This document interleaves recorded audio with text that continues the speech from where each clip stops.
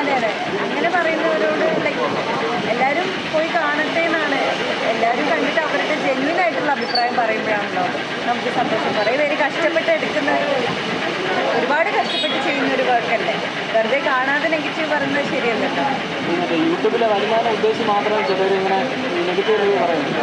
അവരോട് എന്താണ് ഈ സിനിമ വ്യവസായം തന്നെ തകർക്കുന്ന രീതിയിലുള്ള അത് ശരിയല്ലല്ലോ. ശരിക്കും പറഞ്ഞത് എത്ര കാലം പിന്നെ അത് കുറച്ച് മേ ബി 1 or 2 days അതിരിക്കുമായിരിക്കും. ജെന്യൂനായിട്ട് ആൾക്കാർ ഫാമിലിയായിട്ട് എല്ലാവരും റിവ്യൂ കണ്ടിട്ടല്ലല്ലോ. ഞാൻ റിവ്യൂ കണ്ടിട്ടല്ല സിനിമയ്ക്ക് പോകാറ്.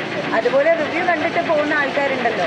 അപ്പം പിന്നെ അധികം വേർഡ് ഓഫ് മൗത്ത് വഴി തന്നെയാണ് സുമതി വളവ് ഇപ്പം എല്ലാവരും കണ്ടു തുടങ്ങുന്നത്.